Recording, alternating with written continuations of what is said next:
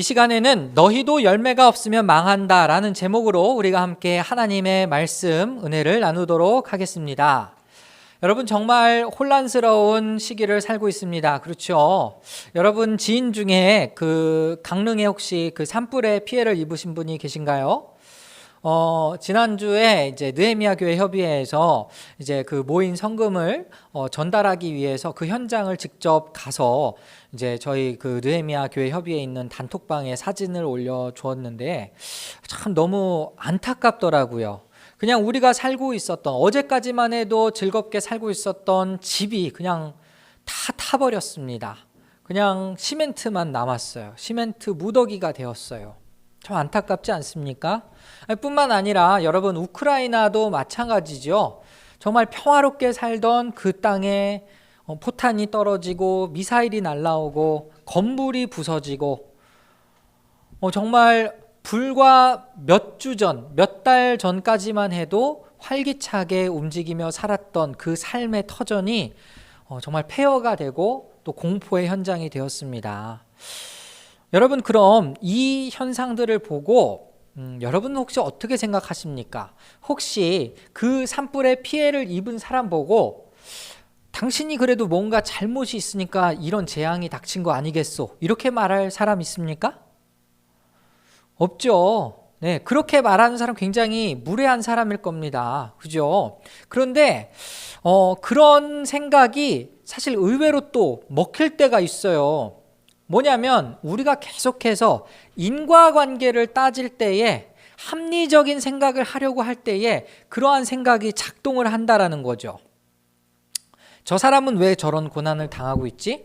혹시 저 사람 나도 모르는데 어떤 큰 죄를 지은 그런 이유가 있는 것은 아닐까? 이렇게 생각을 하는 것이 때로는 합리적으로 들릴 수 있다라는 것입니다. 그러나 여러분, 성경에서 대표적으로 욥을 우리가 한번 예를 들어서 생각해 볼 수 있는데요. 욥이 고난당한 이유가 그가 죄가 있어서 고난을 당했던 걸까요? 아니죠. 욥이 자신이 어떤 큰 죄를 지어서가 아니라 오히려 하나님 앞에 칭찬을 받는 그런 존재였는데, 마귀가 하나님 앞에, 사탄이 하나님 앞에 나와서 에이, 그래도 하나님께서 저 모든 재산과 가족을 다 걷어치우시면은 더 이상 하나님을 섬기지 않을걸요? 이러니까 그때부터 시작된 게 욥의 고난과 시련이지 않습니까? 그렇죠?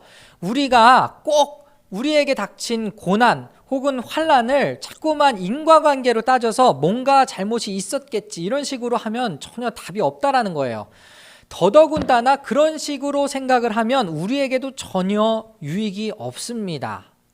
오늘 본문의 말씀에 등장하는 어떤 사람이 예수님께 이런 이야기를 해요. 1절 보니까 이렇게 나와 있죠. 바로 그때 몇몇 사람이 와서 빌라도가 갈릴리 사람들을 학살해서 그 피를 그들이 바치려던 희생제물에 섞었다는 사실을 예수께 일러드렸다. 이렇게 시작을 하고 있습니다. 자, 그러면은 이 본문이 어떻게 해서 흘러가는지를 우리가 일단 파악을 해야 되는데, 바로 그때라고 이야기하고 있죠. 그럼 바로 그때는 언제일까? 12장을, 앞에 있는 12장을 살펴보면은 예수님께서 마지막 때에 어떤 일이 일어날 것이다, 그러니까 정신 차려라 하고 경고를 하신 말씀이 있어요. 네, 너희가 어떤 징표를 보거든 그때는 니네가 깨어 있어야 된다. 그래서 누가복음 12장 40절을 보면은 예수님께서 전하신 핵심 메시지가 여기 있어요. 그러므로 너희도 준비하고 있어라. 생각하지도 않은 때에 인자가 올 것이기 때문이다. 자, 예수님께서 이런 경고를 하신 다음에 몇몇 사람이 와가지고 갑자기 얼마 전에 있었던 한 가지 사건을 이야기합니다. 우리는 이게 성경의 다른 부분에서는 언급되지 않은 사건이어서 이게 구체적으로 무슨 사건인지는 잘 모르겠어요. 그런데 이렇게 상상을 해볼 수 있습니다. 이 말씀에 의하면 갈릴리 사람이 하나님 앞에 제사를 드리러 왔었던 것 같아요. 제사를 드리러 왔는데 그때에 빌라도가 그들을 죽인 거예요. 굉장히 무참하게 죽이고 그 피를 그들이 바치려던 희생제물에 섞었다. 얼핏 들으면 지금 이 몇몇 사람들이 고발하려는 내용이 빌라도에 대해서 이야기를 하는 것처럼 들리지만 사실은 지금 이 몇몇 사람들이 말하고자 하는 진짜 내용은 뭐였냐면요, 이 제사를 드리던 사람들이 뭔가 잘못한 게 있어서 지금 제단 앞에서 이런 재앙을 당했습니다. 이걸 얘기하고 싶었던 거예요. 무슨 말인지 이해하시겠죠? 네, 빌라도를 고발하려는 게 아니고 이 갈릴리 사람들이 뭔가 잘못을 했기 때문에 이런 재앙을 당하지 않았냐라는 뉘앙스로 예수님한테 접근을 한 겁니다. 그래서 예수님께서 이렇게 대답을 하시는 거예요. 2절 보니까 이 갈릴리 사람들이 이런 변을 당했다고 해서 다른 모든 갈릴리 사람보다 더 큰 죄인이라고 생각하느냐? 그 말은 무슨 말이에요? 이 자기에게 와서 보고한 몇몇 사람들이 갈릴리 사람들을 죄인이라고 생각하고 보고했다라는 뜻이잖아요. 그죠? 그런데 이제 예수님이 말씀하시는 거예요. 이 사람들, 너네들은 이 사건으로 인해 죽은 갈릴리 사람보다 뭐 더 나은 게 있어서 지금 살아있다고 생각하냐? 이 사람들이 더 큰 죄인이라고 해서 그때 죽었다고 생각하냐? 그리고 또 한 가지 비유를 들어서 말씀을 하시죠. 3절을 보시면은 뭐 이건 이제 4절을 또 한번 보시겠습니다. 3절 말고 4절 보시면 또 실로암에 있는 탑이 무너져서 치여 죽은 18사람은 예루살렘에 있는 다른 모든 사람보다 더 많이 죄를 지은 사람이라고 생각하느냐. 이것도 마찬가지입니다. 실로암 우물 근처에 뭔가 탑이 있었던 것 같아요. 근데 그 탑이 갑자기 와르르 무너지면서 그 밑에 있었던 18사람이 죽었다고 합니다. 18사람의 입장에서는 무엇입니까? 뜻하지 않은 재앙을 만난 거죠. 그런데 사람들이 생각하기를 그렇게 생각하는 겁니다. 하필 저 자리에 있었던 것은 하나님이 뭔가 그 사람들이 죄를 지었기 때문에 저 자리에서 죽임을 당하게 하려고 그렇게 하신 것이다. 이렇게 생각을 했다는 거예요. 그럼 그것에 대한 예수님의 답변은 무엇이냐? 3절과 5절은 똑같이 말씀하고 계십니다. 우리 5절이든 3절이든 3절 한번 같이 읽어볼까요? 시작. 그렇지 않다. 내가 너희에게 말한다. 너희도 회개하지 않으면 모두 그렇게 망할 것이다. 자, 제가 질문을 여러분께 던져보겠습니다. 여러분이 죄인인 것은 여러분이 율법을 지키지 않았기 때문에 죄인인 걸까요? 아니면 원래 죄인인 걸까요? 원래 죄인이기 때문이죠. 무슨 말인지 이해하셨나요? 여러분들이 율법을 잘 지키건 안 지키건 간에 사실은 사람들은 모두가 다 죄인이에요. 성경에서 그렇게 증거를 하고 있죠. 아담 때로부터 계속해서 우리가 원죄를 타고났다라고 이야기를 합니다. 우리 모두 다 죄를 안고 태어났고 죄를 안고 살 수밖에 없는 그런 존재들이에요. 그런데 이 당시 유대인들은 무슨 생각을 했냐면 율법을 제대로 지키지 않으면 하나님 앞에 범죄한 자다, 이렇게 생각을 했던 거죠. 그러니까 아까 이 빌라도에 의해 학살을 당한 사람들을 뭐라고 생각했냐면 저 제단에서 뭔가 종교의식을 잘못하고 있었기 때문에, 율법을 어겼기 때문에 저 사람들은 학살을 당한 것이다, 이렇게 생각을 했던 거고, 실로암에 있었던 그 사람들이 18명이 탑 아래에서 죽임을 당한 것도 저들은 뭔가 율법을 범했기 때문에 하나님 앞에 저주를 당한 거야, 이렇게 생각을 했다라는 것이죠. 그러나 예수님의 말씀은 무엇입니까? 저 사람들이 아니라 너희들도 회개하지 않으면 모두 다 그렇게 망하게 될 거라는 거죠. 그러니까 무슨 말입니까? 회개하라라는 것입니다. 누구나 다 회개하라라는 거예요. 자, 그러면은 어떻게 하면 회개가 될까요? 회개라는 말 자체는 돌이키다라는 의미를 가지고 있거든요. 돌이키다. 죄에서부터 돌이키든 삶의 방향에서 돌이키든 어떠한 형태로든 회개함으로써 너희들이 망하지 않도록 해라 라는 메시지를 예수님이 주셨습니다. 이거를 우리가 조금 더 잘 이해하기 위해서 예수님께서 직접 비유로 드신 6절부터 9절까지의 이 무화과 나무 열매의 비유를 한번 살펴보겠습니다. 6절 보니까 어떤 사람이 자기 포도원에다가 무화과 나무를 한 그루 심었는데 그 나무에서 열매를 얻을까 하고 왔으나 찾지 못하였다. 이렇게 시작을 하고 있습니다. 그런데요, 이 포도원 주인이 무화과 나무를 심은 다음에 얼마 동안 기다렸을까요? 자, 우리 7절 한번 보실까요? 보아라, 내가 새해나 무화과 나무에서 열매를 얻을까 하고 왔으나 열매를 본 적이 없다. 3년 동안 기다렸는데도 열매를 맺지 못했다라는 것입니다. 그러니까 이제 어떻게 합니까? 열매를 맺지 못했으니까 땅만 아깝다. 차라리 저 나무를 찍어 던져버려라, 없애버려라, 이렇게 얘기를 합니다. 그랬더니 그때에 포도원 지기가 나타나서 이런 이야기를 하지요. 8절 한번 보겠습니다. 주인님, 올해만 그냥 두십시오. 그동안에 내가 그 둘레를 파고 거름을 주겠습니다. 그렇게 하면 다음 철에 열매를 맺을지도 모릅니다. 그때에 가서도 열매를 맺지 못하면 찍어 버리십시오. 자, 여러분, 여기 포도원 지기가 주인에게 간청을 해가지고 얼마간의 시간을 벌죠? 한 해만 더 기다려달라고 이야기를 하죠. 자, 이것은요, 우리가 예수님의 비유를 통해 영적으로 해석을 할 필요가 있습니다. 그것은 무엇이냐면은 이스라엘 백성들에게 회개할 기회가 충분히 있었음에도 불구하고 회개에 합당한 열매를 맺지 못했음을 의미하고 있는 거예요. 그러니까 이제 하나님이, 주인이신 하나님이 보다 못해서 이제 이 나무 찍어버릴 거야 라고 한 거죠. 그런데 이제 예수님이 여기에 있는 포도원 지기가 한 해만 더 기다려 주십시오. 그래도 그때 열매를 맺지 못한다면 그때는 찍어버려 주셔도 좋습니다. 찍어버리셔도 좋습니다. 이렇게 이야기를 하는 거예요. 자, 그러면은 지금 예수님께서 이 비유를 왜 두고 계시는 걸까? 왜 이 비유를 들고 계시는 걸까?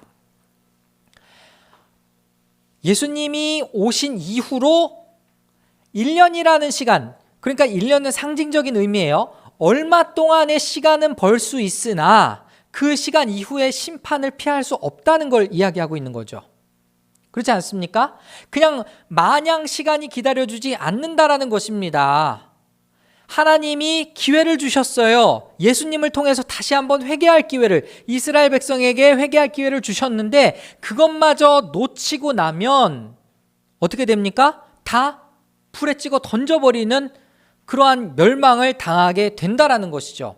자, 그럼 여기 이 비유를 통해서 이 앞에 있었던 말씀과 어떻게 연결이 되느냐를 생각해 본다면 회개가 곧 열매를 맺는 것과 관련이 있다, 이렇게 생각을 할 수 있겠죠. 왜냐하면 6절부터 9절까지에는 회개라는 단어는 등장하지 않습니다. 그러나 1절부터 5절까지의 내용에서 회개하지 않는 사람은 망해요.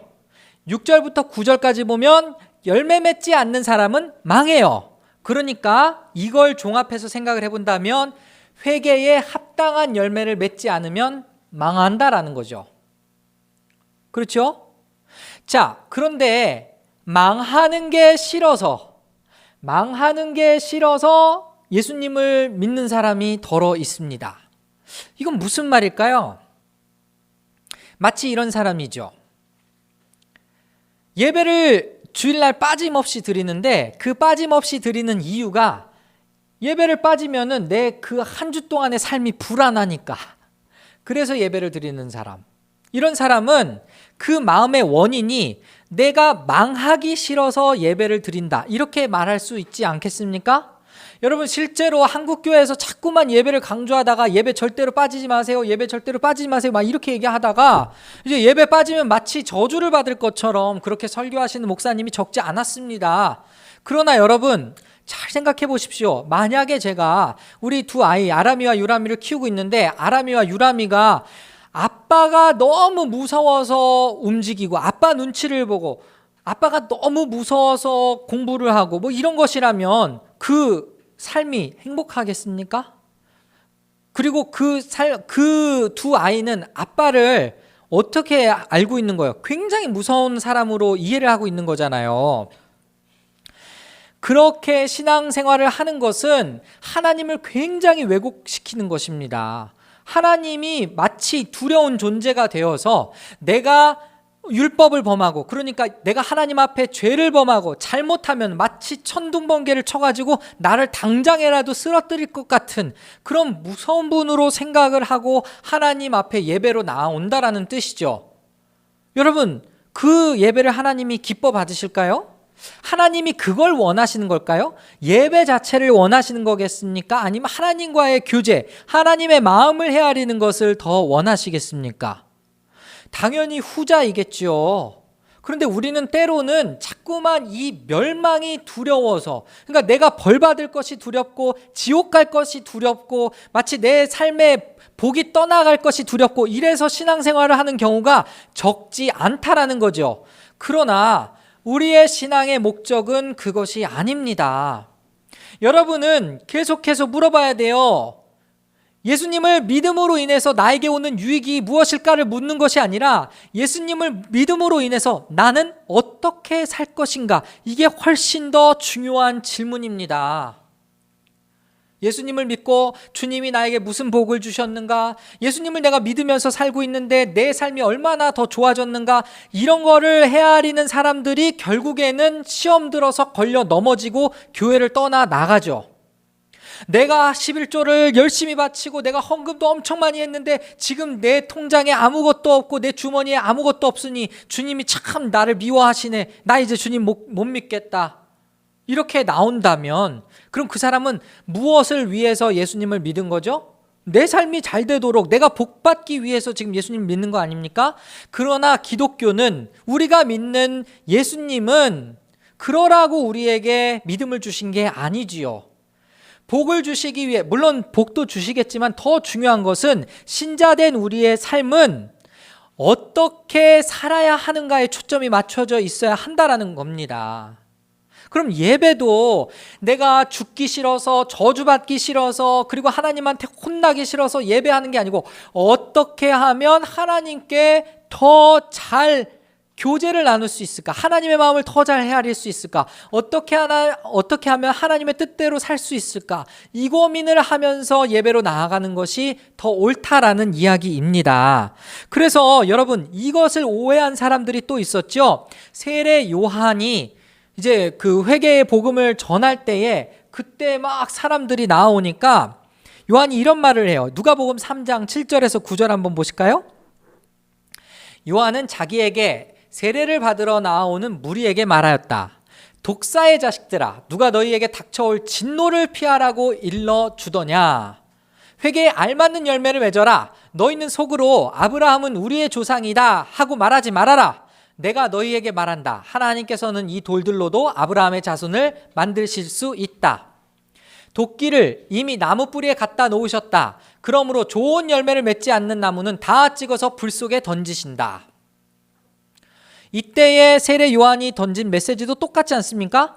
사람들이 나왔어요. 오늘 말로 따지면 교회로 다 나오는 거예요. 근데 갑자기 교회로 나온 사람들한테 세례 요한이 막 독사의 자식들아 이렇게 욕하면서 말을 하는 거죠. 누가 지금 임박한 진노 지금 너네 보고 피하라고 했어? 이게 무슨 말이니까? 제가 방금 전에 여러분께 들렸던 말씀인 거죠.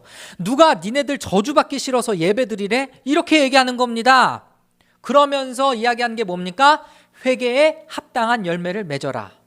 그리고 예수님이 말씀하신 것과 똑같은 비유의 이야기를 하시죠. 이미 도끼가 나무의 뿌리에, 그러니까 무슨 말입니까? 아주 가까이에, 그 멸망이 아주 가까이에 있다. 그 전에 너희들은 어떻게 해라? 회개에 합당한 열매를 맺어라. 이렇게 얘기하는 거죠. 그럼 도대체 회개에 합당한 열매는 무엇일까? 좀 더 적극적으로 우리가 생각을 해본다면 회개에 합당한 열매가 뭔가 큰 게 아니에요. 여러분, 하나님께 영광 돌리는 거 뭔가 큰 게 아닙니다. 여러분, 예수님과 동행하며 산다는 게 무슨 뜻일까라고 생각을 해봤을 때 제가 우리 오늘 리더 모임 할 때도 막 고민하면서 얘기한 게 있어요. 예수님을 의식하며 사는 것이 바로 예수님과 동행하며 사는 것입니다. 자, 그럼 우리 한번 생각을 해볼까요? 회개라는 것은 말 그대로 삶의 방향을 돌이키는 걸 의미합니다. 내가 살던 방법, 내가 좋아하는 그 길에서 벗어나서 하나님이 기뻐하신 뜻대로 사는 것이 바로 회개죠. 그리고 회개에 합당한 열매는 뭐죠? 진짜로 그렇게 생각한 대로 살아내는 것이 바로 합당한 열매를 맺는 것이죠. 멀리 있지 않습니다. 여러분이 주님을 위해서 환경을 생각해서 분리수거를 해요. 원래 내 자신만 생각하면 귀찮아서 분리수거를 하지 않던 내가 예수님을 생각하니까 예수님이 지으신 이 천지 만물을 보호해야겠다는 생각이 들어서 그때부터 분리수거를 시작해요. 변화된 거죠. 내 삶의 방향이 예수님이 기뻐하시는 방향으로 바뀐 거죠. 그게 바로 합당한 열매를 맺은 겁니다. 뭐 어렵습니까? 생각보다 어렵지 않죠? 여러분, 내가 갖고 있는 것을 원래는 내가 잘 먹고 내가 잘 사는 데에 초점이 맞춰 있었다라고 이야기를 한다면 갑자기 어느새부턴가 오늘 제가 앞서 이야기했던 것처럼 또 기도했던 것처럼 우크라이나에 있는 국민들이 자꾸만 마음에 무거움이 생기는 거예요. 강릉의 산불 피해를 입은 사람들이 나와 전혀 관련이 없는 사람들이라 할지라도 계속해서 마음에 남아가지고 어떻게 하면 그런 사람들을 도울 수 있을까 이런 생각이 드는 거예요. 예수님을 위해서 그 사람들을 향해서 작은 헌금을 하는 것, 그것이 지금 변화된 삶인 거잖아요. 원래 나라면 그렇게 할 수 없는 사람이었는데 예수님을 믿고 난 다음에 그런 식으로 내 삶의 패턴이 바뀌었다라고 하면 그것이 바로 회개에 합당한 열매를 맺은 게 아니겠습니까? 그죠? 그럼 여러분 삶의 방식이 많이 바뀌는 거예요. 작지만 많이 바뀌는 겁니다. 여러분 또 사순절에 그 육식을 먹지 않기로 작정한 사람들도 덜어 있지요. 물론 저도 잘 안 됩니다만은, 근데 여러분 환경을 잘 살펴보면요, 이 바다를 오염시키는 원인의 한 45%가 뭔지 아십니까? 어업에서 난 쓰레기들이래요. 그러니까 그 그물망이라든지 그런 것들이 바다를 엄청나게 오염시킨다고 합니다. 그럼 땅은, 탄소 배출은 어떤 게 가장 큰 영향을 미칠까요? 우리가 먹고 있는 이 고기들, 육류 고기를 생산하기 위해서 이 목축을 하는 과정에서 나오는 그 탄소 배출이 정말 어마어마하다고 이야기를 합니다. 거의 40% 정도. 그럼 여러분, 우리가 고기를 조금 먹음으로써, 그리고 우리가 이제 생선이나 이런 걸 조금 먹음으로써 더 지구를 살릴 수 있잖아요. 나는 고기를 먹는 걸 좋아하는데 주님을 위해서 조금 줄이는 거예요. 내 삶이 바뀌는 거죠. 내 삶이 변화되는 거죠. 내가 마냥 좋아하는 삶대로 살다가, 방식대로 살다가 주님이 기뻐하시는 삶이 뭘까를 고민하면서 약간씩 바꾸는 것. 그래서 정말로 그것을 실천에 옮겼다면 그것이 바로 회개에 합당한 열매를 맺은 것이죠. 이것이 여러분, 내가 저주받을까봐, 내가 벌받을까봐 그런 것이 원인이 되어서는 안 됩니다. 여러분, 사순절을 지내고 있죠. 여러분의 그 마음속에 그 마음이 움직이는 원인은 바로 예수 그리스도의 십자가와 부활에서 출발을 해야 됩니다. 예수님이 우리의 죄를 대신 짊어지고 가셨어요. 여러분, 죄라는 의미가요, 지금 오늘 본문에서도 제가 다 설명은 못했지만 죄가 두 번 등장합니다. 2절과 4절에 등장하는데, 2절에 등장하는 이 죄라는 단어는 한마디로 화살이 관역에서 벗어났다라는 의미예요. 그러니까 하나님의 뜻대로 살지 않은 걸 또 죄라고 이야기를 하는데요, 4절에 등장하는 이 죄라는 단어는요, 빚을 졌다라는 의미를 가지고 있습니다. 그러니까 내가 죄를 지을 때마다 하나님 앞에 빚을 지고 있는 거예요. 그래서 성경에서도 마찬가지로 그 비유가 나오지 않습니까? 하나님 앞에서 1만 달란트 빚진 사람, 그만큼 엄청나게 큰 죄를 지었다라는 것을 의미합니다. 내가 하나님 앞에 죄를 범했는데 그 죄를 탕감해 주시기 위해서 예수님께서 십자가에 못 박혀 죽으셨습니다. 그러면 우리가 빚진 자의 마음으로 살아가는 것, 주님께 감사함으로 살아가는 것, 그것이 우리의 삶의 원인, 회개의 진짜 근본적인 원인이 되어야 하지 않겠습니까? 그렇죠?